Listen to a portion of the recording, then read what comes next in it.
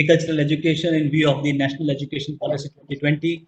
You have rightly commented on many of those aspects and how we can really sustain as far as agricultural education is concerned through the institutional restructuring. Thank you very much, sir, for your prudent words. Gentlemen, it's now time that we invite our Honorable Vice Chancellor, Dr. Narendra Singh Ji Rathore, for his deliberation. But prior to that, for the benefit of our younger listeners, I would like to really put before you a brief profile of Dr. Rathore. Dr. Narendra Singh Ji Rathore did his MTech in Energy Studies from IIT Delhi and then his PhD in Farm Machinery and Power Engineering. The fragrance of his brilliance is felt in the form of his 40 years of professional experience that include the assignments like Deputy Director General of Agricultural Education and Deputy Director General of Agricultural Engineering at ICR, and as of course, Founder Vice Chancellor of SKN Agriculture University, Jobner. Presently, he is working as Vice Chancellor of prestigious Maharana Pratap University of Agriculture and Technology, Udaipur, since 24th of August 2019. During this course, he had also shouldered the additional responsibility of multi-faculty Mohan Sukha University, Udaipur, and Tribal University, Banswara. Dr. Rathore is the recipient of 33 high-status awards. His international exposure is well evinced by 13 professional visits abroad. He has successfully completed 51 R&D projects and 3 international projects. He has commercialized many technologies and has played a pivotal role in spreading technologies by imparting consultancy. Apart from other publications, he has published 33 books, 69 research papers in referred national journals, 26 in international journals. And he has set an example to the faculty of MPUAT by writing many more books during the course of lockdown. He has guided 31 MTech students, 16 PhD students, and 13 MSc students. His vast experience of monitoring educational programs is validated through 17 visits for approval and accreditation of institutions as a part of AICTE, NBA, and ICR Accreditation Board for Higher Education. He has served as chairman and member of many academic bodies like Committee of Courses, Board of Studies, Academic Councils, Governing Councils, and Board of Management of several educational institutions of national and international repute. Rathore has formulated and implemented World Bank funded national research higher education project as well. As our ADG was talking, click to learn and learn to click. And this is probably one thing which Dr. Rathore has already implemented in MPUAT during this course of lockdown, which is very well documented through conduct of 9,500 classes, online classes during 2 months of lockdown in April and May. So this is a small testimony of what he really wants to do and what technological advances he really wishes to have. With these few words, we request our Honorable Vice Chancellor, Dr. M.S. Rathore, sir, to deliberate on passionate aspects of agricultural education for skill, upscaling, and entrepreneurship. Professor N.S. Rathore, sir, please. Good afternoon to one and all. Thank you, Dr. Virender Nepalia ji.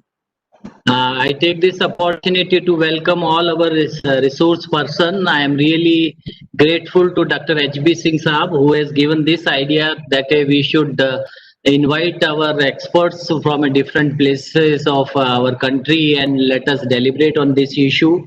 So thank you very much, Dr. Singh. And at the same time, I would like to place this in record that to whom I have contacted every Vice Chancellor and even our ADG from our ICR, Dr. Venkat Srlu, Dr. N. Kumar, Vice Chancellor of TNUU, Dr. M.B. Chetty, my friend from Dharwad, and Dr. Arvind Kumar, our senior person from our education division and present Vice Chancellor. And we are also grateful to have a company of Madam Pankaj Mittal, so who has given a very good insight about that how we can implement the new education policies. And as everybody, every speaker so far has discussed, that it is true, and I would like to mention that it is true that agriculture education has already attended a lot of scope what new education policy has narrated now. And we have included, and our first motto is that how we can articulate the sense of entrepreneurship and skilling in the mindset of our student, and we are more interested to produce a job provider rather than a job seeker. That was the basic philosophy of our fifth dean's recommendation. So here basically I would like to say that agriculture education is just like a root of a tree, and which is hidden, but it is very essential. When I am saying a tree itself gives an impression that what are our different responsibility. Means our responsibility is a teaching to develop a right type of human resource for this country, and at the same time R means our research activity. We agriculture education includes the basic research for knowledge generation. It includes the applied research for development of technology, seeds and devices and system. And first E, that is basically we can say extension education or technology transfer, or ultimately how to federate our farmer into the business group. That is a basic concept behind our extension education. And last E means entrepreneurship. So if you include that, if you see agriculture education includes teaching, research, extension and entrepreneurship. It is well known fact which our senior colleagues Dr. Arvind Kumar has also narrated. Apart from this, let us see that most of the agriculture university, they are also working effectively for capacity building, training, consultancy, testing, certification, technology outreach. There are a lot of issues is there. I have seen in my university, a lot of revenue we are generating as a part of a testing purpose, even testing of a farm implements, testing of a seeds and other things. So in a totality, we will have to see. Now, as per the new education policy, they have mentioned that we will have to increase our capacity, we will have to enhance our quality, and it must improve to solve the agriculture problem. And they have narrated only that we are responsible to increase or to solve the problem of agriculture, which includes only profitability. But apart from this, we have got a lot of problem in agriculture. Still, it is not so remunerative, and we will have to see that how to enhance the productivity, how to increase our total overall production. Although we stand first or second in most of food commodity, but still, if you see the productivity wise, we are quite far off from the world average productivity. So let us see. And second important concept is that we will have to increase our quality production. Remuneration is one of the important factors. Sustainability, Dr. Chetty has also given us some idea on this.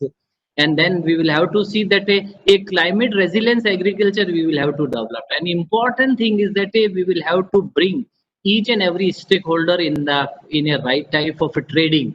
That's why we will have to create a different type of awareness, and even we will have to awaken the policy maker, and we will have to broaden our scope of work. There are a lot of issues is there which need to be attended. But in fact, higher education policy, they have included agriculture in our main domain. As a result of this, we may get a good opportunity to expand our wings. And but now question arises that may be possible that we will lose our identity in a mainstream when we will jump into the different group of education system. Now, if you see, our honorable Prime Minister has given a 5-point arrangement, and they mentioned that every agriculture education should have a 5-point assessment. First is that its accessibility. It should be easily accessible.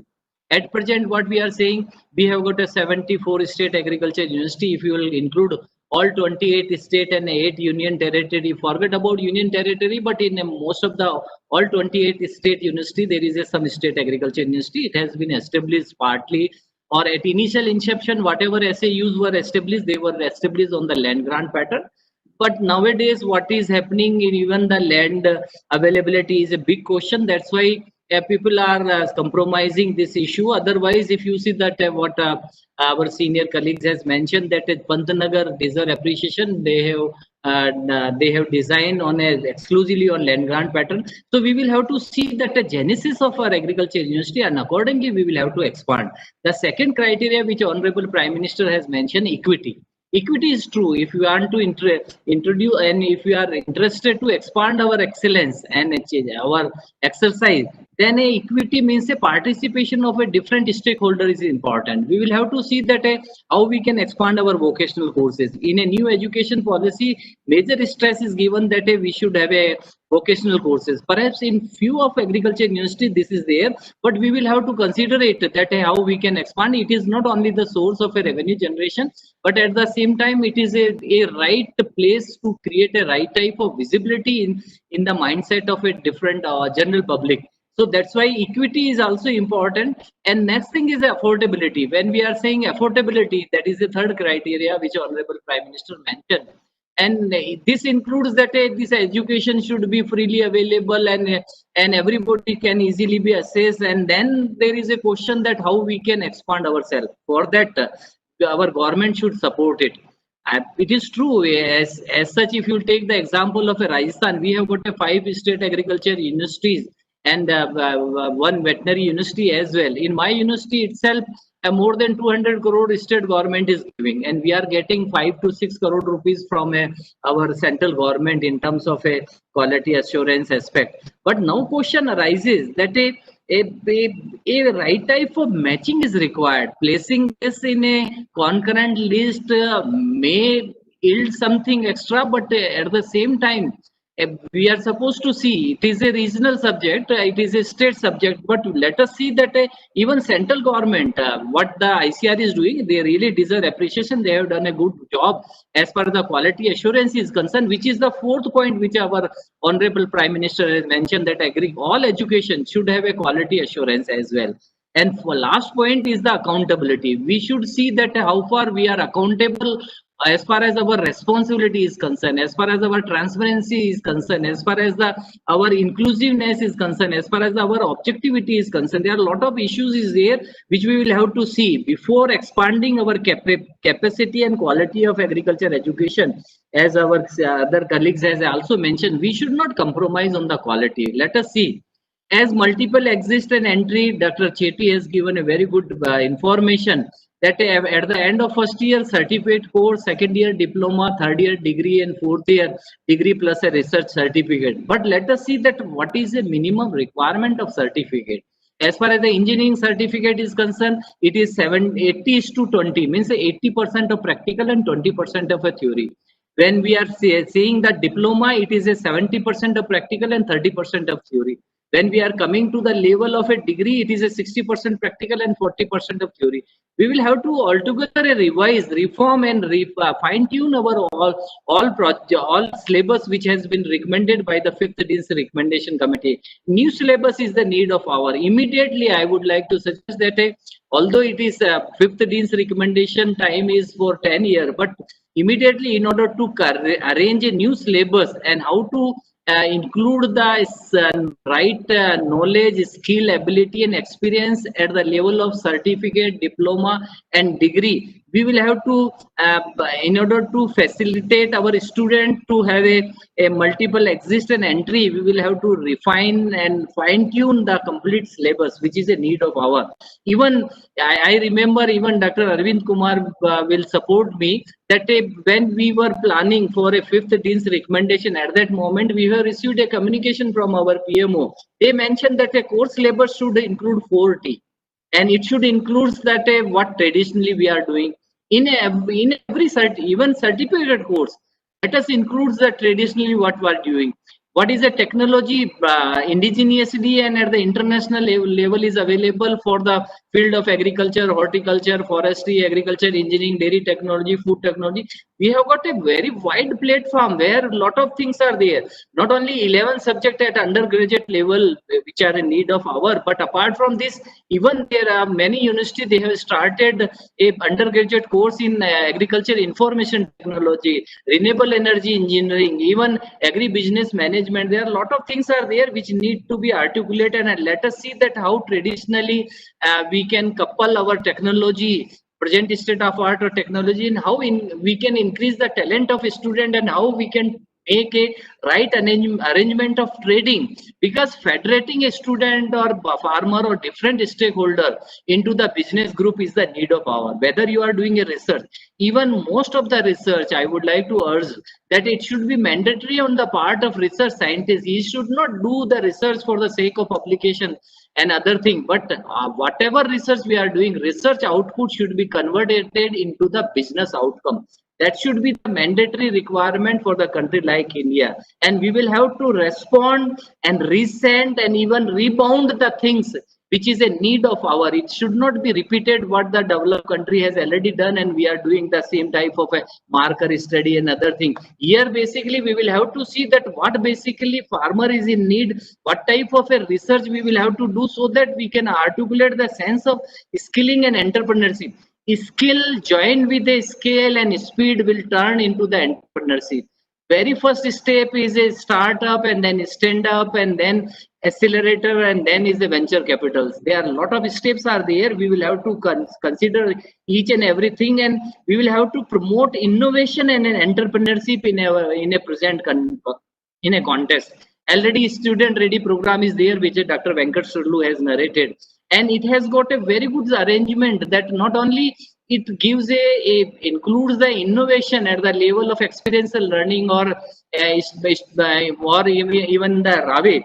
And I remember my honorable governor of our Rajasthan, in very first day when he joined, he said that most of the agriculture education or all type of education should have a innovation. Without innovation, you can't survive in the future. Otherwise, repeating the same basics, fundamental theory and practice will not serve your purpose. Innovation, and it should inspire the other people so that they will adopt it. And doing this, that now agriculture education we are expanding with the general education as well, but let us see that how we can expand. Accordingly, we will have to change our infrastructure, we will have to strengthen our governance and leadership and institutional framework to cater the need for teaching, research and extension and entrepreneurship. Even in our case, which is very important, and perhaps we have not included, but ICAR is continuously stressing on this, that industries institute interface, and that type of arrangement we are supposed to make, because when we are a largest producer as per the milk and second largest for horticulture and cereals and pulses, we will have to see that how industries can get a major benefit. Even scientific social responsibility is important task, which we will have to see. We will have to benefit the local community directly. That was a recommendation in a new education policies as well.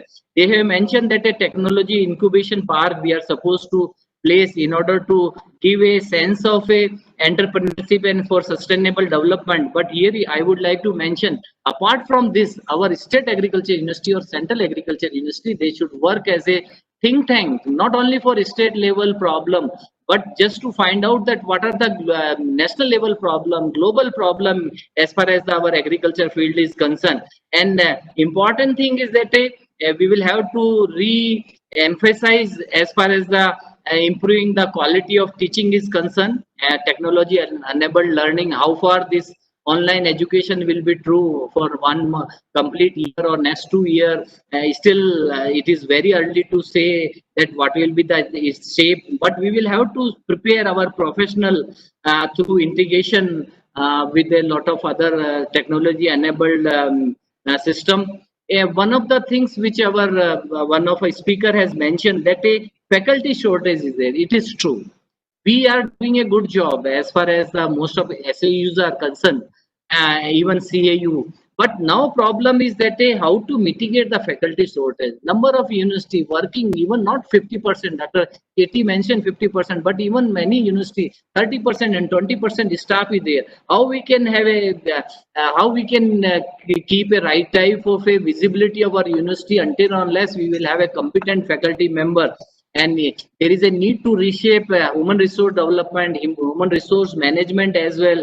ICAR deserve appreciation. They are doing a good job. Here I would like to mention that ICAR so far in present context is doing for accreditation, ranking, supporting in terms of a grant and preparing a minimum standard. And in future, what will be the shape? But even then, ICAR will be on a permanent on its body. How we can articulate, how we can integrate with a Higher Education Commission of India in future. That is a perhaps is a right deliberation. We should include that. And there is a mention that a National Higher Education Regulation Council will be established very soon. National Accreditation Council will be established. Similarly, Higher Education Grant Council will be established. General Education Council will be there. But what will be the role? We will have to decide. This is high time that let us come up and then see. Very important task which this NAP has mentioned. Internationalization of agriculture education. Here I would like to mention there are few courses which are really exceptional and we are really, they deserve appreciation. They have started. Here I would like to congratulate all home science college deans and director, and in our fifth dean's recommendation, more than 400 deans they started thinking and they reached to their conclusion, and community science is one of them, if you will see. And as such, this type of course is not available throughout the world. We can do some right type of denting and we can have an internationalization of community science. Even food nutrients and dietetics course is there. Agriculture information technology, we will have to expand our field, but we will have to reduce inbreeding, which is basically a thing which is a very much visible in many of the places. We will have to see that how we can articulate the modern farming technology of a global level which is available, and let us see that what the Dr. Chetty has mentioned, this is a time not to have a industrialized agriculture, but it is time to have a subsistence agriculture. We will have a polyculture rather than the monoculture, to have a single crop for on a larger scale for industry's purpose, but we will have to have a agriculture for a smaller area for survival of individual family, and that type of polyculture. For that, our education should be turned accordingly, and we will have a strong educational strategies which are required, multi-sectoral collaboration, cooperation, coordination, and even networking. It is not so easy. Many times I have seen, even in our Udaipur, I will tell you that there are 4 private agriculture colleges. They are also doing the same work.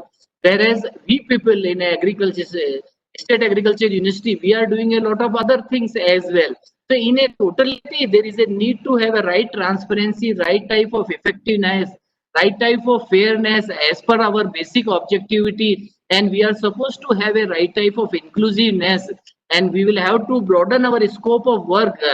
That is a basically need of our. We should not have a same type of things which we are doing earlier, because for a right type of change at the right time will give a right type of visibility. In a present context, it is true, and which perhaps in our national education policy as well, they mentioned that we are, as far as our strength is concerned, it is 8%, but our student enrollment is less than 1%. It is a typical point. Let us take it in a positive sense, how we can expand our more enrollment, and in case if something and some special budget is to be allotted, when we are expecting that 6% of budget will go to the higher education. So let us give more budget to the agriculture education, so that we will also enroll a lot of the students, and we will have a even not for a national ranking, we should have some status in an international ranking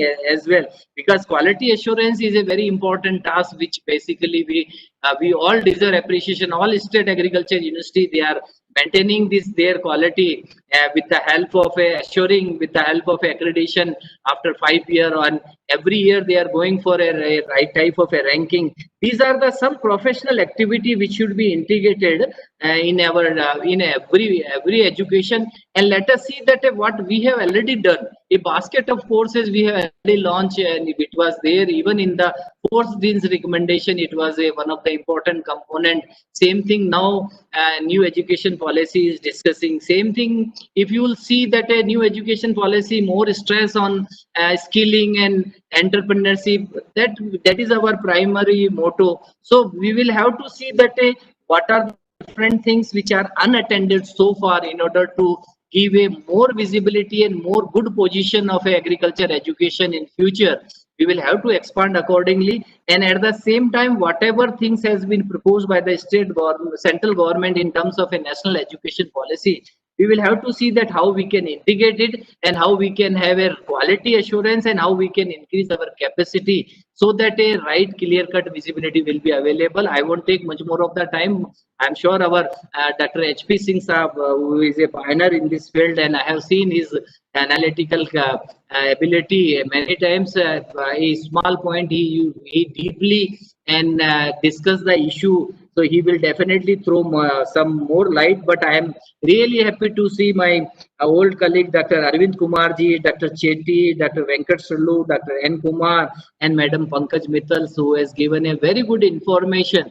And these are the things, and through this type of a webinar, at least we will get a first-hand information what our people, fellow colleagues are thinking on this issue and how we can expand our activity. Because future is that in case if we maintain a right quality and expand our activity, then only people will appreciate our effort. Otherwise, sometimes we will miss the train and people will forget about agriculture education. With this word, thank you very much to all our friends and eminent and resource person for they have spared their time. And thank you very much to Confederation of Horticulture Association of India, and with special thanks to HP Singh Saab for giving this opportunity to discuss on this issue. Thanks a lot to all of you.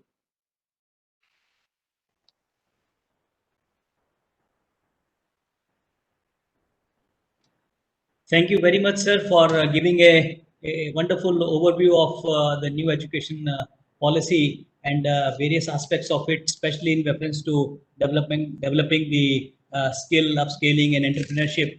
You have rightly reminded us of the 5 points which have been raised by Honorable Prime Minister regarding the 4 T's, the 4 T's, and overall summing up of wonderful points of the new education policy. Thank you very much, sir. Gentlemen, it's now time that we invite our eminent speaker, Dr. H.P. Singh sir, the chairman of CHAI. Dr. Harish Chandra Prasad Singh ji is a person with rare combination of scientific excellence, conscientious administration, dynamic management skills, and academic depth.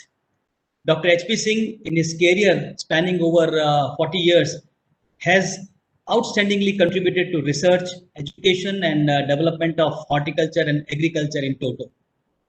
Visionary approach of Dr. Singh with zeal and commitment for achieving excellence and exemplary skill of management has brought dynamism to the positions like Deputy Director General Horticulture ICR, Vice Chancellor of RAU Pusa, Dean College of Agriculture Pantanagar, Horticulture Commissioner Ministry of Agriculture, prior to which he was Chairman Coconut Development Board Cochin, Director National Research Center of Banana Trichy, Project Coordinator Fruits IIHR Bangalore.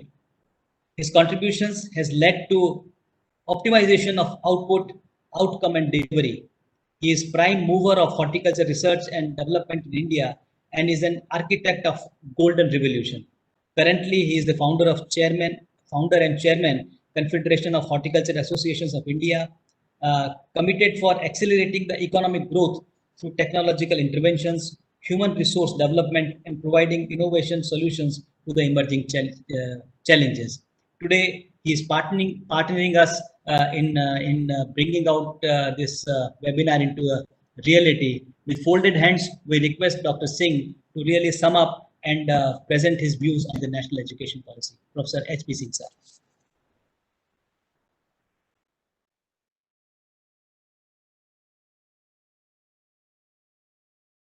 Also thank Honorable Vice Chancellor, Kulguru, Dr. Rathore, and all my colleagues who have come and provided the inputs for national education policy. Much has been talked about this, and it is being said this is one of the best policy ever in education.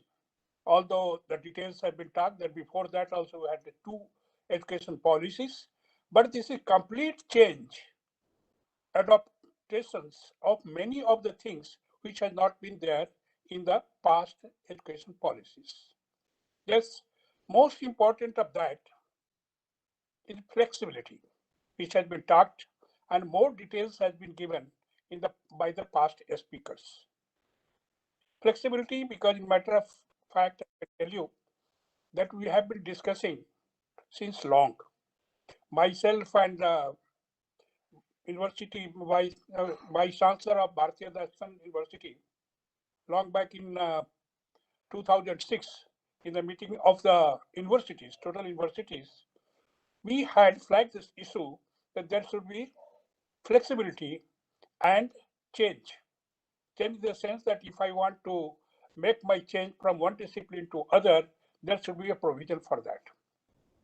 Now here, what I have seen, the agriculture education in the country, as has been told, that is one of the best in the world. I don't dispute in that it is not one of the best. But we have to see. Am I audible? Hello? I'm audible? Yes, sir, you are audible. Okay.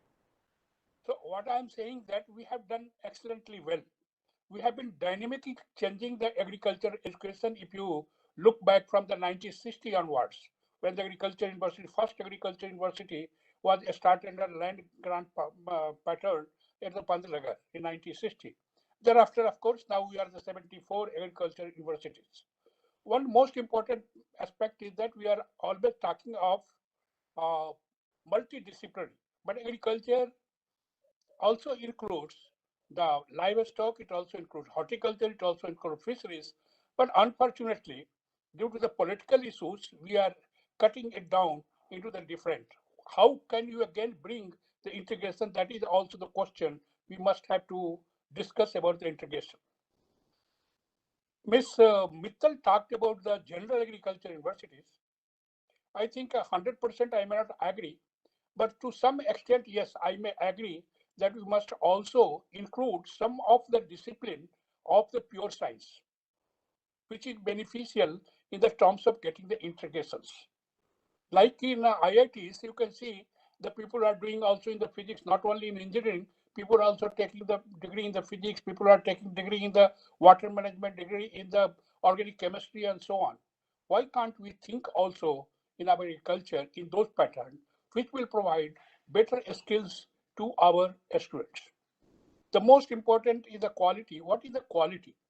Yes, I know that Dr. Rathore worked very well to develop a quality of education, and that was incorporated into the accreditation system.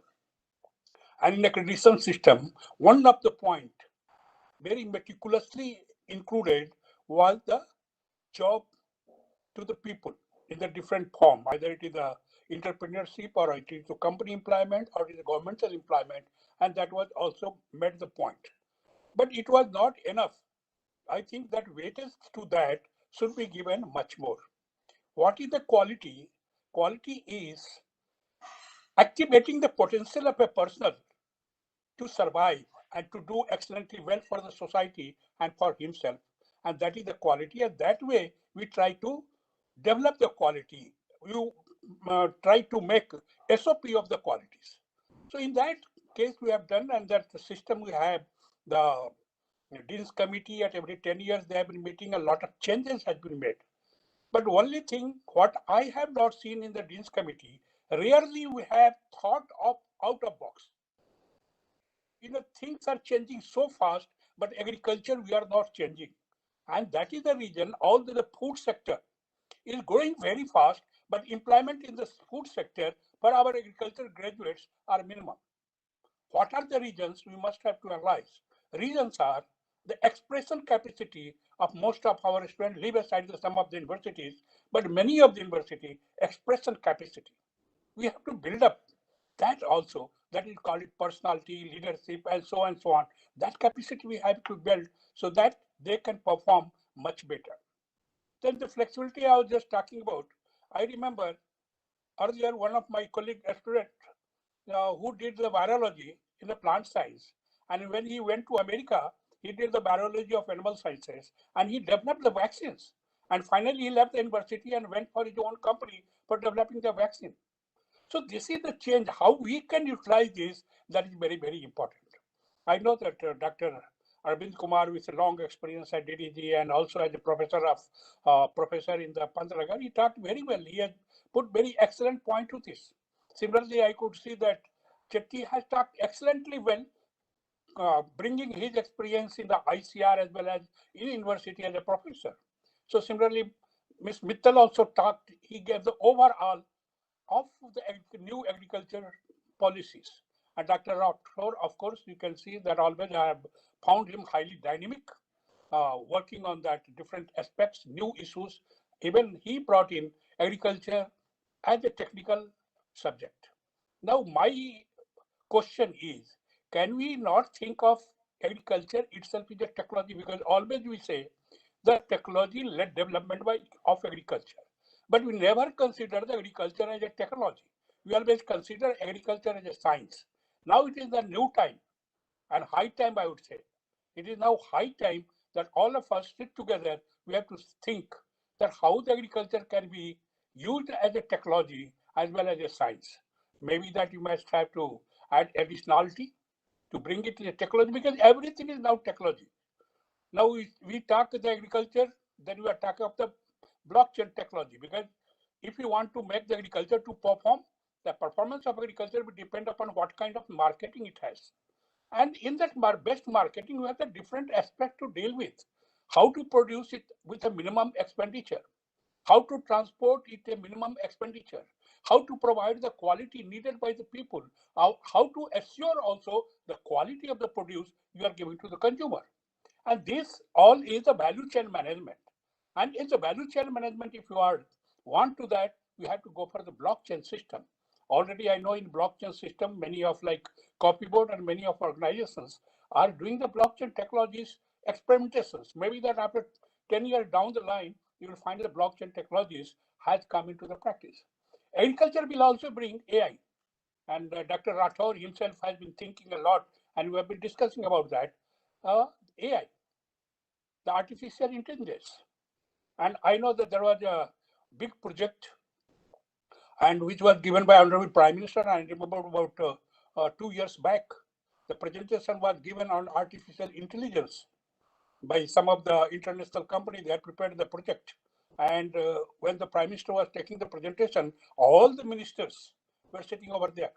And they also bring, even in agriculture, the artificial intelligence has to be brought. What is artificial intelligence? Of course, many of that we are already using it and already doing it.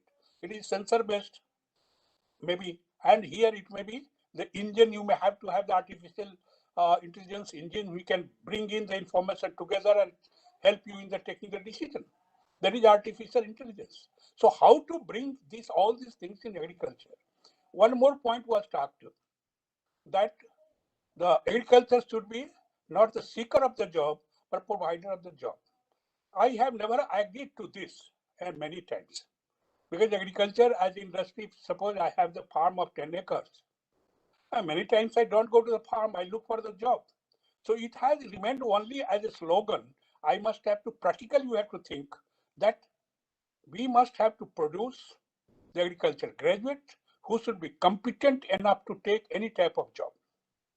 Who should be competent enough, how to create a competence in him, that is very, very important. And this NEP, this new National Agriculture Policy, gives us the opportunities to reform ourselves to suit into the system. So ladies and gentlemen, I may not take much time. Many of you must be hungry, and Dr. Rathore is sitting over there, and I may request him to kindly make a good proceeding, which we can talk with that, and maybe that before proceeding is finalized, we can circulate among all our panelists to give a final note, so that after that, even if need be, on the behalf of the CHAI, we can write to the ministry also, as well as DG Agriculture Ministry, as well as if need be, we can also write to the Ministry of Education. Now it is earlier it was the Human Resource, now it will be Ministry of Education, and even to the Prime Minister to bring a dimensional change in agriculture education. One point was also said, the question is before current or not to be a state subject. Now that is the point of discussion. This we have been also been deliberating, but if you take my opinion, it will be better to have agriculture, higher education of agriculture under the current, so that we have centrally organized. And in this, what benefit we can take is that, for example, now we say that 20 to 40% courses could be online. Now, if you have the capability, Mr. Kumar may have excellent professor in X subject. Dr. Rathore may have excellent professor in X subject. And if that excellent teaching is also available online across the country to the different students, how beneficial and how integration it could be. That is also the point to be thought. So I may just say that this has been another excellent experience. And for that, I must thank Dr. Rathore, who could organize, just we talked about. I talked with Dr. Kumar also. I talked with Dr. Arvind Kumar, who was the DDG Education, that how to go about. I also talked with Tej Pratap. Unfortunately, he could not come perhaps due to some engagements, but many of them maybe they are listening. I know that many of the universities, people are listening to us. So I thank Dr. Rathore for taking up these excellent issues. And when you are talking of the blockchain and AI, and I request him to think about that, can we also take the AI and blockchain technologies for the discussion, so that before somebody else we must take the credit about the blockchain technology, which is emerging. And I have already some American Academy of Blockchain. And if all of you are interested, we can talk together how to take it, how to bring it, the knowledge of the blockchain technology to all our students, to get them the better employment. That itself is the enhancing the capabilities and capacity of the student to get the better employment. So I thank Dr. Rathore. I also thank all the speakers, Dr. N. Kumar, Dr. Mrs. Mittal, Dr. Venkateswarlu, or Dr. Arvind Kumar, Dr. Rathore, and all of them for their excellent presentations and bringing each subject. I just forgot about Vice Chancellor, our Chetty. So I also thank him. He has been excellently vocal on the subject. So I thank all of you. I thank the organizers who have taken the pain to circulate among all the people. And with this, I hope that this type of discussion we can have, and this COVID has provided us a new dimensions for our discussions by having the online. And due to this lockdown, at least now we are not sitting isolated. We are discussing, we are seeing each other and discussing. So thank you very much once again. Hope we will meet again with different topics needed for the agriculture. Thank you very much.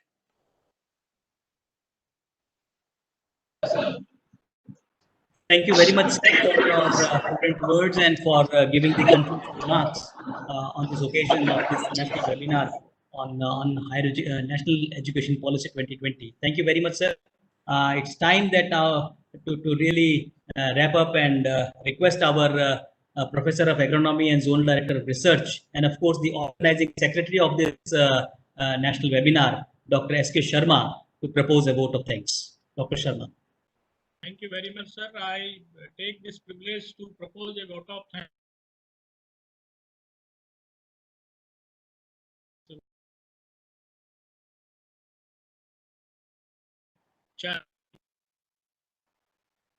At MPT Udaipur.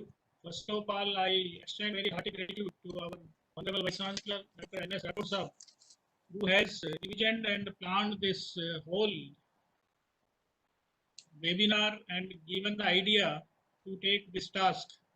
I am deeply indebted to our Honorable Vice Chancellor that he has envisioned this most relevant and contemporary topic. His motivation and constant inspiration has made this webinar possible. Wisdom, sir, and the technical investment on agricultural education for upskilling and entrepreneurship in the present era has shown new paths to all the participants. And your contribution at the national level to declare agriculture education as a professional education has been known to all of us, and always with your dynamic leadership, not only at this MPUT but at the national level, is showing at the new areas of innovations, and always a dynamic path is taken So I extend very hearty thanks for your kind presence and giving this opportunity to all the participants. Thank you very much, sir. I owe the thanks to our most respected Dr. H.P. Singh Saab, Chairman, Confederation of Horticultural Association of India, and former Deputy Director General, ICR Horticulture, New Delhi, for his concluding remarks, who has galvanized all the different themes of this national webinar at a single point and has given the way forward in which we should take our proceedings. And with your suggestions and this concluding remarks, sir, with the support of our Honorable Vice Chancellor, we will definitely come with a good proceeding, sir. Your kind guidance and inspiration in this direction has enlightened to all the participants for the new areas and new innovative thinking. And always you spoke about the out of box thinking. We extend very hearty gratitude for your kind presence and co-hosting this particular webinar with MPAT. Thank you very much, sir. I express my sincere gratitude to Dr. G. Venkateswaru, ADG ICR, for his kind consent to share his views on the present scenario and prospects of improvement in quality agriculture education. We really extend very hearty thanks for sparing the time and be with the MPUT and participants at this national webinar. Thank you very much, sir. It is indeed a great pleasure to express my sincere gratitude to Dr. N. Kumar, Honorable Vice Chancellor, TNAU Coimbatore, for his useful information and deliberations on the ways to foster research, culture, and formation of National Research Foundation. Thank you very much, sir, for your innovative ideas and truthful thinking on this issue. We are deeply grateful to Dr.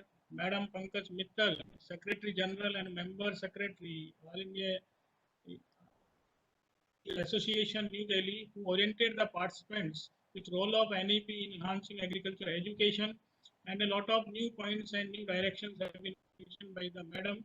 We are really indebted for your kind presence and giving a lucid way how the NEP should proceed further and what kind of the actions should be taken by the different universities and institutions in the country. Thank you very much for your presence and very good address. The heartful thanks are due to Dr. M.B. Chetty Saab, Honorable Vice Chancellor, US Dharwad, who generously agreed to be the part of today's webinar and highlighted on the multiple exit and entry options for the youth. As quoted by Dr. H.P. Singh Saab, he has always been very vocal and very prompt in giving the new directions and taking the new ideas, especially on the assurance of the quality education and very practical and methodological aspects of bringing the innovations in the agriculture education system. Thank you very much, sir, for your gracious presence and sparing the valuable time for the all of us. Thank you very much. It is indeed a great pleasure to extend my hearty thanks to our most respected Dr. Arvind Kumarji, Honorable Vice Chancellor and former Deputy Director General Education ICR, who has always been very kind enough to accept our invitation, and he has given a very good insight on the institutional restructuring through integrated agriculture education in the universities, and he has been known for very right forward suggestions and critical remarks and thinking in our national agriculture research system. Sir, we are very thankful for your critical remarks and suggestions and for your kind presence and sparing your valuable time. And definitely we have noted down your all good suggestions and it will be taken into the proceedings. Thank you very much, sir, for your enlightened thinking and giving an elaborated version of the national education policy. Thank you very much, sir. It is indeed my special thanks to our most respected, the renowned teacher, Dr. Virendraji Nepalia, and OSD to Honorable Vice Chancellor, who is, after the suggestion and inspiration from our Honorable Vice Chancellor, has critically and implemented this whole task of this national webinar and has given all efforts for the success of this webinar. I extend, sir, very hearty thanks for your all efforts and always you have always been supporting for the visibility of the MPAT. Thank you very much, sir. My heartfelt thanks are to Dr. Vikramaditya from CTI College, who is hosting all the affairs of this our online program. Thank you very much, Dr. Dave. And I also extend very hearty thanks to Dr. Rekha Vyas Madam and for coordinating this program for the different activities. We are really thankful to all registrar, comptroller, all deans and directors of the department, faculty of MPUT for presence during the occasion. And really, we are thankful from the MPUT as well as from the CHAI to all the participants and all the learned speakers who has spared the time, has participated in this national webinar and has taken the advantage of the learned guidance and the enlightened vision of the different speakers. Thank you very much, one and all. Jai Hind. We now seek the permission of Honorable Vice Chancellor to end the webinar here with the hope that we'll meet soon on some different occasions. Thank you very much, one and all. Thank you. Thank you to all dignitaries, and also special thanks to Honorable Vice Chancellor Professor N.S. Rathod Sahib for organizing this informative webinar on National Education Policy 2020. Thank you to all.